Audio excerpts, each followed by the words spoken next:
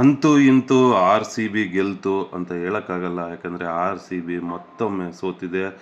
R C ಬಿಯ ಬೌಲರ್ಸ್ಗಳನ್ನು Mumbai Indians ಬ್ಯಾಟ್ಸ್ಮನ್ಗಳು ಚಿಂದಿ ಉಡಾಯಿಸಿದ್ದಾರೆ ಅಂತಲೇ ಹೇಳ್ಬೋದು.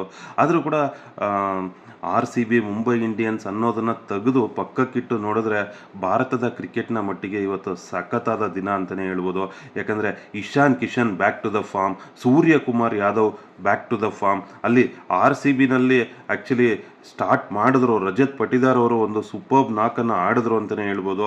ಆರ್ ಸಿ ಬಿ ಸೋತರು ಕೂಡ ರಜತ್ ಪಟಿದಾರ್ ಅವರು ಅಲ್ಲಿ ಸಖತ್ತಾದಂಥ 25 ಬಾಲ್ಗಳಿಗೆ 50 ರನ್ಗಳನ್ನು ಮಾಡಿದ್ರು. ಆಮೇಲೆ ದಿನೇಶ್ ಕಾರ್ತಿಕ್ ಅವರು 22 ಬಾಲ್ಗಳಲ್ಲಿ 50 ರನ್ಸ್ಗಳನ್ನು ಮಾಡಿದ್ರು. ಸೂಪರ್ಬ್ ಆದಂಥ ಒಂದು ಸ್ಕೋರನ್ನು ಇಟ್ಟಿದ್ರು. ಆದರೆ ಈ ಪಿಚ್ಗೆ ಸ್ಕೋರ್ ಕಮ್ಮಿ ಆದರೂ ಕೂಡ ಅಲ್ಲಿ ಮುಂಬೈ ಇಂಡಿಯನ್ಸ್ ಅಲ್ಲಿ 50 ರನ್ಸ್ಗಳ ಕಾಂಪಿಟೇಷನ್ ನಡೀತಾ ಇತ್ತು ಅಂತಲೇ ಹೇಳಬೇಕು. ಯಾವಾಗ ದಿನೇಶ್ ಕಾರ್ತಿಕ್ ಅವರು 22 ಬಾಲ್ಗಳಲ್ಲಿ 50 ರನ್ಗಳನ್ನು ಬಾರಿಸಿದ್ರು, ಆಮೇಲೆ ಬಂದಂಥ ಇಶಾನ್ ಕಿಶನ್ ಅವರು ಕೂಡ 23 ಬಾಲಲ್ಲಿ 50 ರನ್ಗಳನ್ನು ಹೊಡೆದ್ರು. ಆಮೇಲೆ ಬಂದಂಥ ಸೂರ್ಯಕುಮಾರ್ ಯಾದವ್ ಅವರು ನಾನೇನು ಕಮ್ಮಿ ಗುರು, ನಾನು ಇನ್ನೂ ಜಾಸ್ತಿ ಅಂತೇಳಿ ಬರೀ 17 ಬಾಲ್ಗಳಲ್ಲಿ 50 ರನ್ಗಳನ್ನು ಹೊಡೆದ್ರು. ಅದು ಬಹುಶಃ ಐ ಪಿ ಎಲ್ ಹಿಸ್ಟ್ರಿನಲ್ಲಿ 2ನೇ ಅತಿ ದೊಡ್ಡ 50 ಅಂತ ಹೇಳ್ಬೋದು. ಯಾಕಂದರೆ ಇಶಾನ್ ಕಿಶನ್ ಅವರು ಈಗಾಗಲೇ 16 ಬಾಲ್ಗಳಲ್ಲಿ 50ಯನ್ನು ಮಾಡಿದ್ದಾರೆ 2021ರಲ್ಲಿ. ಸೊ ಸೂಪರ್ಬ್ ಆದಂಥ ಒಂದು ನಾಕ್, ಭಾರತದ ಮಟ್ಟಿಗೆ ಸೂಪರ್. ಯಾಕಂದರೆ ಅಲ್ಲಿ ಬೌಲರ್ ಬುಮ್ರಾ ಅವರನ್ನು ನೋಡಿದ್ರೆ ಬುಮ್ರಾ ಅವ್ರು ಏನು ಅಂತ ತೋರಿಸ್ಕೊಟ್ಟಿದ್ದಾರೆ. ಅಲ್ಲಿ ಮುಂಬೈ ಇಂಡಿಯನ್ಸ್ ಟೀಮನ್ನು ನೋಡಿದ್ರೆ ಒಂದು ಸಖತ್ ಖುಷಿ ಆಗುತ್ತೆ. ಅವ್ರು ನೋಡಿ, ಇಂಡಿಯಾ ಟೀಮಲ್ಲಿ ಅರ್ಧ ಡಜನ್ ಪ್ಲೇಯರ್ಸ್ಗಳನ್ನು ಅವರೇ ಇಟ್ಕೊಂಡಿದ್ದಾರೆ ಗುರು. ಮತ್ತು ಇನ್ನೇನಾಗತ್ತೆ ಹೇಳಿ, ಅಲ್ಲಿ ರೋಹಿತ್ ಶರ್ಮಾ ಇದ್ದಾರೆ, ಹಾರ್ದಿಕ್ ಪಾಂಡ್ಯ ಇದ್ದಾರೆ, ಸೂರ್ಯಕುಮಾರ್ ಯಾದವ್ ಇದ್ದಾರೆ, ಇಶಾನ್ ಕಿಶನ್ ಇದ್ದಾರೆ, ತಿಲಕ್ ವರ್ಮಾ ಇದ್ದಾರೆ. ಸೊ ನಾವು ಒಂದು ಕಡೆ ರೋಹಿತ್ ಶರ್ಮಾ ಅವರು ಇಂಡಿಯನ್ ಕ್ಯಾಪ್ಟನ್ ಆದರೆ ಬುಮ್ರಾ ಅಘೋಷಿತ ಬೌಲಿಂಗ್ ಕ್ಯಾಪ್ಟನ್ ಅಂತಲೇ ಹೇಳ್ಬೋದು. ಮತ್ತೊಂದು ಕಡೆ ಹಾರ್ದಿಕ್ ಪಾಂಡ್ಯ ಇರೋ ಬರೋ ಅರ್ಧ ಡಜನ್ ಟೀಮ್ ಅಲ್ಲೇ ಇದೆ. ಮತ್ತು ಇನ್ನೇನಾಗತ್ತೆ, ಅರ್ಧ ಡಜನ್ ಇಂಡಿಯಾ ಟೀಮನ್ನು ಹೊಂದಿರುವಂಥ ನಮ್ಮ Mumbai Indians R C B ಮೇಲೆ ಗೆಲ್ಲೋದ್ರಲ್ಲಿ ಸಂಶಯನೇ ಇಲ್ಲ. ಮತ್ತೊಂದು ಕಡೆ ನಾವು ನೋಡಿದ್ರೆ ಅಲ್ಲಿ ನಮ್ಮ ಆರ್ ಸಿ ಬಿ ಬೌಲರ್ಸ್ಗಳು ಸಿರಾಜ್ ಒಬ್ಬರನ್ನ ಬಿಟ್ಟರೆ ಹೇಳ್ಕೊಳ್ಳೋ ಅಂಥ ಬೌಲರ್ಸ್ ಯಾರಿಲ್ಲ. ಬಟ್ ಸಿರಾಜ್ ಓಕೆ, ಅವರಿಗೆ ಅಲ್ಲಿ ಬೇರೆ ಬೌಲರ್ಸ್ಗಳ ಸಪೋರ್ಟ್ ಇಲ್ಲದೆ ಇರೋದ್ರಿಂದ ಇವತ್ತು ಸಿರಾಜ್ಗೂ ಕೂಡ ಸಾಕಷ್ಟು ಚಾರ್ಜ್ ಮಾಡಿದ್ರು ಮುಂಬೈ ಇಂಡಿಯನ್ಸ್ ಬ್ಯಾಟ್ಸ್ಮನ್ಸ್ಗಳು ಅಂತಲೇ ಹೇಳ್ಬೋದು. ಒಂದು ಕಡೆ ಓಕೆ, ವರ್ಲ್ಡ್ ಕಪ್ ದೃಷ್ಟಿಯಿಂದ ನೋಡಿದ್ರೆ ಸೊ ಭಾರತದ ಅರ್ಧ ಡಜನ್ ತಂಡವನ್ನು ಹೊಂದಿರುವಂಥ ಮುಂಬೈ ಇಂಡಿಯನ್ಸ್ ಫಾರ್ಮ್ನಲ್ಲಿ ಬಂದಿರೋದು ನೋಡಿದ್ರೆ ಸ್ವಲ್ಪ ಸಮಾಧಾನಕರ ವಿಷಯ ಅಂತಲೇ ಹೇಳ್ಬೋದು. ಇಶಾನ್ ಕಿಶನ್ ಸೂಪರ್ಬ್ ನಾಕ್, ಅಲ್ಲಿ ರೋಹಿತ್ ಶರ್ಮಾ ಅವರು ಕೂಡ 24 ಬಾಲ್ಗೆ 38 ರನ್ ನೋಡಿದ್ರು. ಒಂದು ಅದ್ಭುತ ಏನಂದರೆ ರೋಹಿತ್ ಶರ್ಮಾ ಅವರ ಈ ರೀತಿ ಆಟವನ್ನು ನಾನು ಯಾವಾಗೂ ನೋಡಿಲ್ಲ. ರೋಹಿತ್ ಶರ್ಮಾ ಬಂದರೆ ಹಿಟ್ ಮ್ಯಾನ್, ಅವರು ಹೊಡೆದು ಹೋಗ್ತಾ ಇರ್ತಾರೆ. ಸೊ ಆದರೆ ಅಲ್ಲಿ ರೋಹಿತ್ ಶರ್ಮಾ ಒಂದು ನಾಯಕನ ಆಟವಾಡಿದ್ರು ಅಂತಲೇ ಹೇಳ್ಬೋದು. ಯಾಕಂದರೆ ಒಂದು ಕಡೆ ಇಶಾನ್ ಕಿಶನ್ ಹೊಡಿತಾ ಇರುವಾಗ ಅವರು ಅಲ್ಲಿ ಸಪೋರ್ಟಿಂಗ್ ರೋಲನ್ನು ಮಾಡ್ತಾಯಿದ್ರು. ಮತ್ತು ಸೂರ್ಯಕುಮಾರ್ ಯಾದವ್ ಅವರು ಬಂದು ಹೊಡೆಯೋದಕ್ಕೆ ಸ್ಟಾರ್ಟ್ ಮಾಡಿದ್ರು.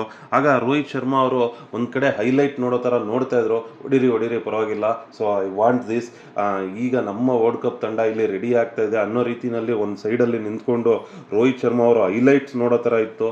ಮತ್ತೊಂದು ಏನಂದರೆ ಅಲ್ಲಿ ಬುಮ್ರಾ 5 ವಿಕೆಟನ್ನು ತೆಗೆದುಕೊಳ್ಳೆ ರೋಹಿತ್ ಶರ್ಮಾ ಅವರು ಬಂದು ಬುಮ್ರಾ ಅವರನ್ನು ಎತ್ತೋದಕ್ಕೆ ಟ್ರೈ ಮಾಡಿದ್ರು. ಅದು ಸೂಪರ್ಬ್ ಆದಂಥ ಒಂದು ಸನ್ನಿವೇಶ ಅಂತಲೇ ಹೇಳ್ಬೋದು. ಭಾರತದ ಕ್ರಿಕೆಟ್ನ ಮಟ್ಟಿಗೆ ಜಸ್ಪ್ರೀತ್ ಬುಮ್ರಾ ಅವರು ಏನೆಲ್ಲ ಸಾಧನೆಯನ್ನು ಮಾಡಿದ್ದಾರೆ ಅಂತ ನೋಡ್ಬೋದು ನಾವು. ನೋಡಿ, ಆ್ಯಕ್ಚುಲಿ ರಾಜಸ್ಥಾನ್ ರಾಯಲ್ಸ್ ಕೂಡ ಅಷ್ಟೇ, ಒಂದು ಕಡೆ ರವಿಚಂದ್ರನ್ ಅಶ್ವಿನ್, ಮತ್ತೊಂದು ಕಡೆ ಯುಜ್ವೇಂದರ್ ಚಹಲ್ ಅಂತ ಗ್ರೇಟ್ ಬೌಲರ್ಸ್ಗಳನ್ನು ಇಟ್ಕೊಂಡಿದ್ದಾರೆ. ನಾವು ಚೆನ್ನೈಯನ್ನು ನೋಡಿದ್ರು ಕೂಡ ಅಷ್ಟೇ, ಅಲ್ಲಿ ರವೀಂದ್ರ ಜಡೇಜಾ ಅಂತ ಒಬ್ಬ ಅದ್ಭುತ ಬೌಲರ್ ಆಲ್ರೌಂಡರ್ ಇದ್ದಾರೆ. ಸೊ ಅದೇ ರೀತಿ ಮುಂಬೈಯಲ್ಲೂ ಕೂಡ ಈ ರೀತಿ ಅರ್ಧ ಡಜನ್ ಟೀಮೇ ಇದೆ. ಆದರೆ ಆರ್ ಸಿ ಬಿ ಮಟ್ಟಿಗೆ ಹೇಳೋದಾದರೆ ವಿರಾಟ್ ಕೊಹ್ಲಿ ಒಬ್ಬರನ್ನು ಬಿಟ್ಟರೆ ನಮ್ಮ ಇಡೀ ತಂಡ ವಿರಾಟ್ ಕೊಹ್ಲಿ ಅವರನ್ನು ಸುತ್ತುವರಿತಾ ಇದೆ. ವಿರಾಟ್ ಕೊಹ್ಲಿ ಒಬ್ಬರನ್ನು ಬಿಟ್ಟರೆ ಹೇಳ್ಕೊಳ್ಳೋ ಅಂಥ ಪ್ಲೇಯರ್ಸ್ ಯಾರಿಲ್ಲ.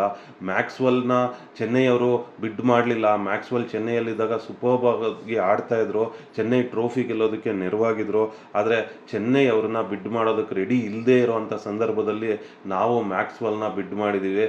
ಮತ್ತೊಂದು ಕಡೆ ಡುಪ್ಲೆಸಿಸ್ ಅವರು ಇನ್ನೇನು ರಿಟೈರ್ಡ್ ಆಗಿ ಆರಾಮಾಗಿ ಮುಗೀತು ಗುರು ನನ್ನ ಕ್ರಿಕೆಟ್ ಜೀವನ ಅಂತ ಹೋಗ್ತಾ ಇರೋರನ್ನ ಕರ್ಕೊಂಬಂದು ನಾವು ಕ್ಯಾಪ್ಟನ್ ಮಾಡಿದ್ದೀವಿ.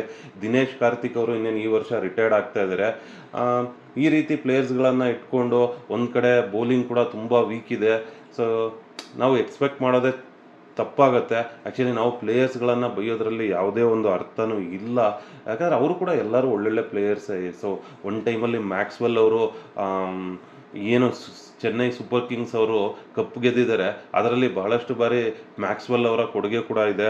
ಹಾಗೆ ದಿನೇಶ್ ಕಾರ್ತಿಕ್ ಅವರು ಕೂಡ ಒಂದು ಫ್ಯಾಂಟಾಸ್ಟಿಕ್ ನಾಕನ್ನು ಆಡ್ತಾ ಇದ್ದಾರೆ ಅಂತಲೇ ಹೇಳ್ಬೋದು. ಇವತ್ತು ಕೂಡ ಸೂಪರ್ಬ್ ನಾಕಲ್ಲಿ ಒಂದು ತಂಡವನ್ನು ಏಕಾಂಗಿಯಾಗಿ ನಿಂತು ಹೋರಾಟ ಮಾಡ್ತಾ ಇದ್ರು ದಿನೇಶ್ ಕಾರ್ತಿಕ್ ಅವರು.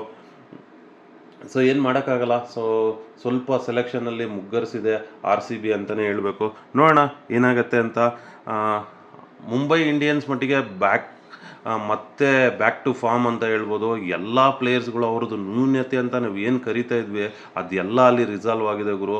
ಒಂದು ಕಡೆ ಬುಮ್ರಾ ರಾಕಿಂಗ್ ಪರ್ಫಾರ್ಮೆನ್ಸ್ ಕೊಡ್ತಾ ಇದ್ದಾರೆ, ಇಶಾನ್ ಕಿಶನ್ ಅಬ್ಬರಿಸ್ತಾ ಇದ್ದಾರೆ, Suryakumar Yadav what A superb innings, ಒಂದು ಕೈಯಲ್ಲಿ 6 ಹೊಡಿತಾ ಇದ್ರು. ಮತ್ತೊಂದು ಕಡೆ ಹಾರ್ದಿಕ್ ಪಾಂಡ್ಯ ಅವರು ಕೂಡ ಸೂಪರ್ಬ್ ಕಮ್ಬ್ಯಾಕ್ ಅಂತಲೇ ಹೇಳ್ಬೋದು. ಸೊ ಏನೇ ಹಾರ್ದಿಕ್ ಪಾಂಡ್ಯ ಅವರ ಮೇಲೆ ಸಾಕಷ್ಟು ಮುಂಬೈ ಇಂಡಿಯನ್ಸ್ ಫ್ಯಾನ್ಸ್ಗಳು ಸಿಟ್ಟಾಗಿದ್ರು ಕೂಡ ಅಲ್ಲಿ ಹಾರ್ದಿಕ್ ಪಾಂಡ್ಯ ಕೂಡ ಅದನ್ನು ಸ್ಪೋರ್ಟಿವ್ ಆಗಿ ತಗೊಂಡಿದ್ದು